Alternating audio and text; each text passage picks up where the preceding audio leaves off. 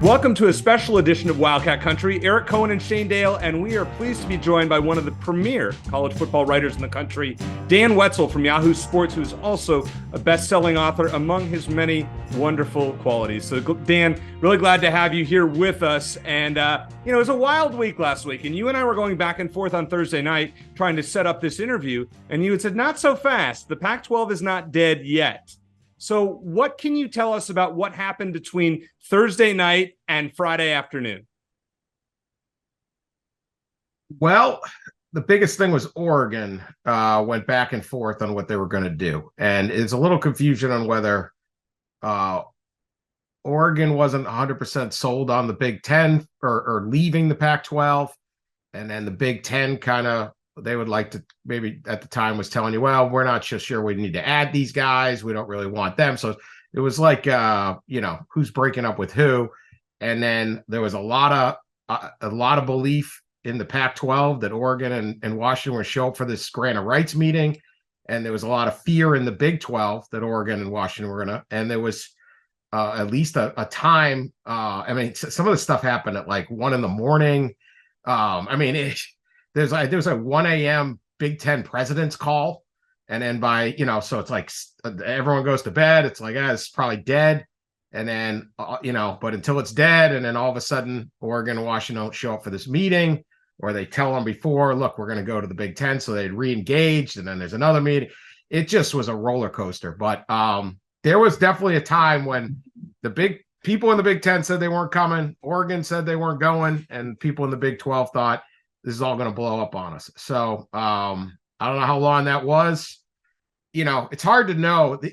I think regardless of what you think of this entire, whether you're happy it happened, whether you hate that it happened, whatever you think, this is a really dumb way to run a sport. Like, midnight calls and backdoor deals, and no one knows what's going on. Like, if the NFL is going to expand to a couple teams, they'll spend 5 years, analyzing the city and the stadium site and this and that.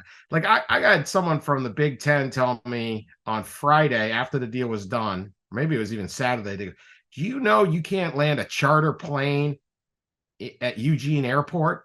And I was like, no, I did not know that. That's something you probably would have wanted to find out before you invited them to show up in your league forever. Like, they can't land their 737. They'll have to do a different type of plane to bring or land in Portland. Just a really bizarre way of handling this whole thing. Dan, yeah, thanks for joining us. Like Eric said, we appreciate it. I want to mention something that Bobby Robbins, Arizona's president, said Monday. He said the streaming option that Apple provided, that was the big part of the Pac-12 deal, it wasn't ideal. He even compared it to having to sell candy bars for Little League or the Girl Scouts. But during that same press conference, he said he and the rest of the Pac-12 presidents were ready to sign the Pac-12 Grant of Rights deal in blood, his words, before Oregon announced it was going to the Big Ten. Can you please help us make sense of that situation? Yeah. They didn't want to have to sell subscriptions. How many subscriptions could they sell? What were these projections? How long would it take? That was another thing, because it's like a 5-year deal. Well, maybe after 5 years, you could get up to 1.7, maybe. That was sort of the number they were looking at. And then there's no, your exposure just falls off no one can see you play. The only people signing up for this are your own fans. You already have those. But fans. He was ready to sign, like you said, sign in blood. Right. So is it just? I think at the end, none of them really wanted to leave. That was really the thing. Now you have, like, in the ACC, Florida State's like it's like a rodeo bull trying to get out of the pen. It is just wants to go. And so the moment they get a crack, they're going. I don't think any of these guys wanted to go. They wanted the Pac-12 to work. They wanted the Pac-12. They wanted George Kliavkoff to come in with a really nice deal and everyone stay. I think all of them saw the value of a small league with an automatic bid to the playoff. Getting USC out of there kind of opened up a lot of paths for people. I just think it was a lot of not wanting to go. So even though he knew it wasn't a great deal for temporary, it was fine. I do think one thing that is overplayed in this is the fear factor, and everyone's playing on fear, is the idea, well, if we don't jump now, we're going to get left behind. We're going to be Washington State or Oregon State, which is what kind of happened. I think when you're the University of Arizona or University of Oregon, that's not a real fear. Right? They're not going to have, if they ever get to the point where they only have like 40 major college football teams, you are never getting in that anyway. Or 20, if it's really down to like 2 leagues, you weren't getting into that. But otherwise, the University of Arizona is going to be in this. They're not going to have major college sports without a flagship school in a big growing state like that that's had some success. So I do think he had that. There was a bit of like, look, worst case, we do this for a few years, see what happens. Everything shakes out. Do we have to jump to the Big 12 right now? It's not like the Big 12 had some other options that were ever going to be better than Arizona and Arizona State and Utah. So with that being said, do you think Arizona made the right move at the right time, or should they have held out, and whether they had to play in a Pac-12 Mountain West hybrid, whatever develops out of that, or was this the right move at the right time? I think I think they made a fine choice. Like, I think they're in a good spot, and they continue to build up. If there's further consolidation, they're not married to the Big 12 forever. I think the Pac-12 just became really untenable. You were going to be, it just wasn't going to work. And, imagine trying to sell those subscriptions without Oregon and Washington. You lose 2 big schools. And so I think it was, at that point, it was time to go. I think, look, Arizona State went and they didn't want to go. They want no part of it. And, at some point, I think Crow was like, yeah, this is it. So I think they made the right move at that point. But I think if Oregon had stayed, they would have been justified in saying, this isn't great, but I think they could have made this work. I really wish that all these leagues would do better with some kind of scheduling agreement. There are ways to keep these leagues together and still build up. There's ways to do this, and they failed on so many times. The Pac-12 just sort of shot themselves in the foot down the line there. Well, when you look at Dan, what the Pac-12 had planned with the Apple deal is there was no linear partner. So how can you be a major conference and not have your games on a primary network? Is that even feasible going forward for anyone? I don't know. Probably not. How many Arizona games were broadcast? And we're talking football. I understand this. You got to protect the basketball program too, which is a huge part of this. And I wish we only had football leagues. And then you could have a basketball league. Then you could have your baseball league. It just doesn't really make any sense, all this stuff. But how many times was Arizona football on national television last year? And what were the ratings? That's how many people really watched them? So, people talk, well, we got this window on, everyone's seen it on those Saturday afternoon. It's CBS, Fox, NBC, and ABC all have a game on. There's 4 games. And then there's one on College Sports Network and 2 on ES. 7 games at once. And LSU and Alabama are playing on one channel. They're sucking up all of the attention. And so down the line, 600,000 people watch. So you're on national TV, but how many people are watching? So I think that the key is getting to that level where you become that marquee team. Can they do that in the Big 12? Maybe, maybe it's a viable enough league that they should be able to recruit pretty well. It wasn't like they were absolutely killing it before. But however many games the Big 12 has on national television, there's now 16 teams fighting for them. And all 16 of those teams think they have the right to that game. So national TV time, let alone in a window that isn't that competitive that people are going to watch, is still going to be really tight. So how do you think this affects the college football playoff? Because the Pac-12, as it stands now, is not a viable conference and does not deserve a viable or an auto bid. How and when would you expect changes to happen? I think they'll probably, I saw something from Greg Sankey today. So, he was already mentioning it. I was hopeful that they had to change the 24 and 25 season. They need unanimous support so that you could hold out and say, no, we should still have 6 automatic bids, even though there are really only 4 major conferences. And then the Mountain West or the AAC or, some Western Michigan has a great year or something in the MAC they can get in. I'm fine with that because it's still 10 teams coming from 4 leagues and really probably 3, if anything. But they could also drop that to 5 and have 7 at-large bids. But hopefully they don't veer one of the mistakes all of these leagues made was not jumping that playoff deal. They offered like a 10-year playoff deal a couple years ago. And the Pac-12, the ACC, everybody said, no, we don't want to make this deal because it was Greg Sankey's SEC plan. And they should have grabbed that. I said at the time, grab it, take your automatic bids and lock it up. And instead they didn't, because they were all mad at Greg Sankey and they formed this alliance. And, it was just, there's been so many missteps, just so many missteps. All right, two more for you, Dan. Sure. Take us maybe 10 years into the future. Are we looking at a Power 2, Power 3, and are regional conferences going to be a thing of the past? I think the MidAmerican Conference will never die. That league is rock solid. No one wants in, and no one wants any of their teams. It's a beauty. It's all in Ohio and Indiana. We all love some action, right? You gotta love action. So I think we're almost at the Power 2. Be honest with you, we're really close. They just did the preseason poll. I'm pretty sure 10 of the top 12 future teams are in the Big Ten and SEC. Here's the thing: you can have your power, whatever. There's too many players. Okay, there's too many good players, so they don't fit into two leagues. And so the SEC and Big Ten can't arbitrarily say this is it, no more play. Like the NFL says this is how many players are in the NFL. There's too many good players, so there's still going to be good teams all over the place. At TCU has nowhere near the resources or the budget or the history, anything of the rest of the country. They made the playoff. They beat Michigan.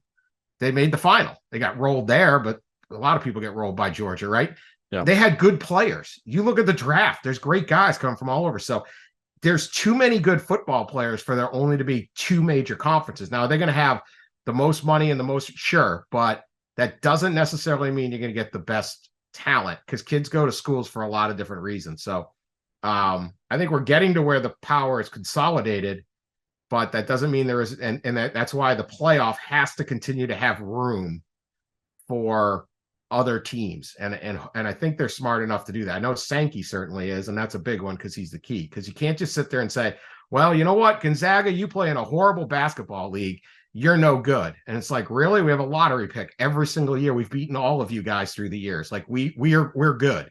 Stop saying that. And I think that's important, right? UConn, you don't have a good football team. You can't be good at basketball. Really? We just won the national title. We can be good. We're good. So I hope that never happens in football. At least give that path, because there are too many good players for just the Big Ten to go with. And people want to go to winners. Like, okay, Northwestern and Vanderbilt and Indiana.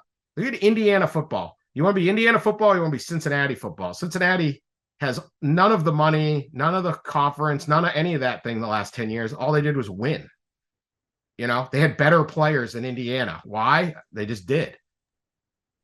And we certainly know a thing or two about having a decent men's basketball team and a crap football team. But last question for you. Speaking of the football team, Jed Fish seems to have the team on an upward trend, but there's only one direction to go. 5 wins last year was actually a big step in the right direction. He's done some solid recruiting so far. What are your thoughts about him and the direction he's taking the program? Yeah, clearly a ton of momentum. The local recruiting is picking up. And I think you're entering now a league that is really going to be fun to play in.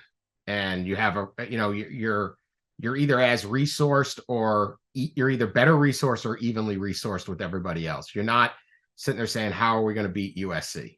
How do we beat Oregon and all of Nike's money, right? It's a tough climb. And I know there's a lot. U of A doesn't have to apologize, right? It's got a lot going for it. But now you're in this league that I think is going to be really fun. And I think it's actually going to get a lot of attention, because you're going to have the ability to recruit as good of a roster as anyone in the league. And there's a ton of teams that can do that. I think the Big 12 is going to be a lot of fun to watch. And I think it's in that way. I think the old Pac-12 would have been the best. If a nice TV deal, everything would have been fine. But I think for football, U of A found a pretty good little spot for it, maintaining some traditional rivals, getting into Texas, and then having this league that they can win. 2 more quick ones for you, Dan. In terms of bowls, we're really excited. Hey, let's hope Arizona makes a bowl game this year. In a couple of years, what do you think happens to the bowl system? I think it continues on because people like going to bowls, and ESPN wants the programming. ESPN owns most of the bowls, I think, at this point. I think they own over half of them. It's really just a TV show. So, you sit there and go, who's watching the New Mexico Bowl on, December 21 at noon Eastern? Well, us diehard fans and gamblers. Who's watching Maction, right? But they can throw it on, and there it is. So I think bowls will continue because leagues are willing to subsidize the trips. They're not kind of pure business, it's more promotional than anything else. Obviously, they'll continue to they're not what they were. Lots of kids sit out now until they, with the transfer portal happening right after Thanksgiving, it adds that dynamic and all that, but they can still be fun. I like them. I do too. Better. Yeah, exactly. I mean, I love the content, and it's what we want Arizona to have a winning season so they can get there. All right, I don't get people who hate the bowls. I'm like, you don't have to watch.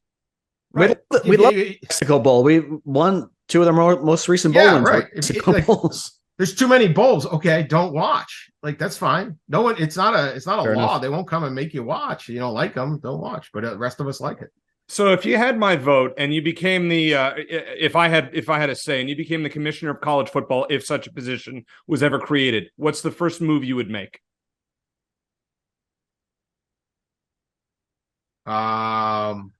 At this point, I mean, can I undo some of the other stuff? I would make sure that playoff has at least 5 automatic bids, if not 6.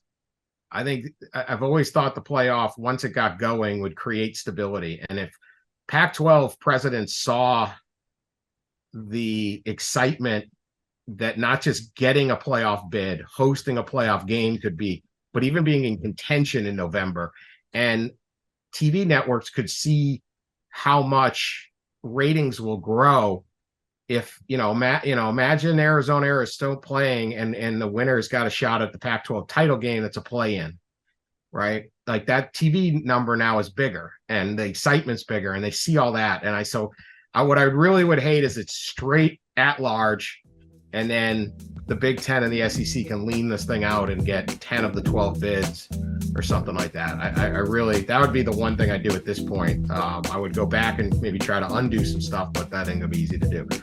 Dan, we really appreciate you joining Shane and I on Wildcat Country, and we hope to talk with you again down the road. Anytime, guys. Take care.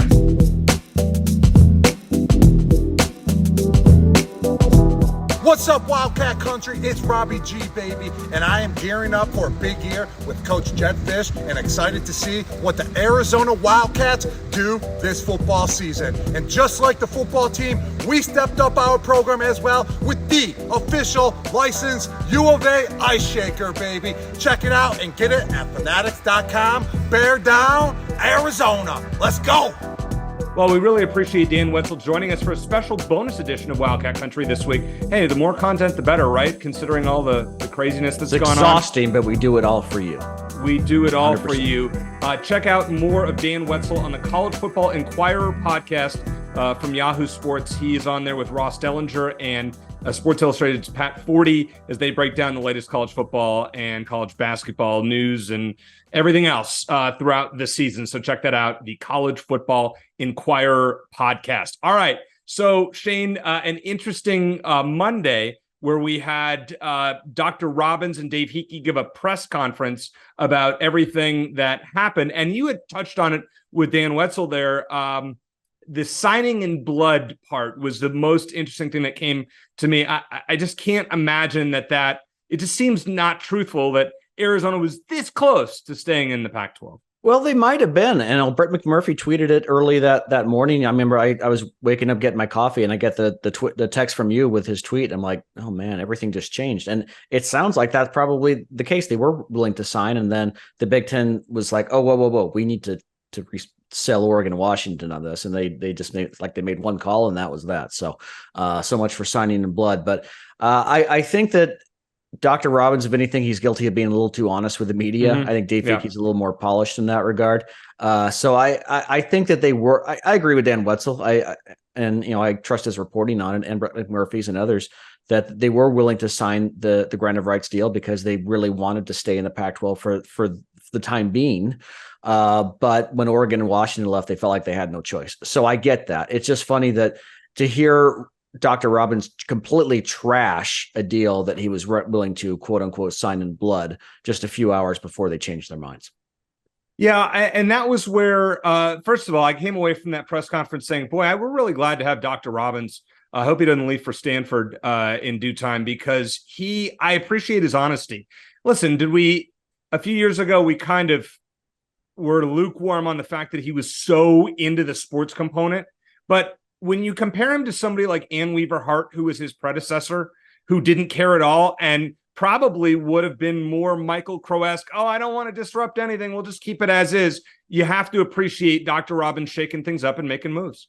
Yeah, and I wonder, because these school presidents here, it's a tough spot to be in, because they're really not like, they're not salesmen, and they're kind of they're talked to by salesmen, and they have to make these decisions, and sometimes make them fast, and they're not necessarily there for that. I know it's part of the job, but to be a school president, it's much more than overseeing athletics. I mean, you have a guy to oversee athletics, and then you can worry about other stuff. So he has a lot of balls to juggle at any given time, and so I kind of feel bad that he and the other presidents were put on the spot a bit. And I do think back to what our friend Blair Willis told us a couple of days ago, as far as who do you blame for the demise of the Pac-12, and maybe it was a bit of indecisiveness from the presidents, who were, I don't want to say in over their head in their situation, but really not geared to handle these things as well as a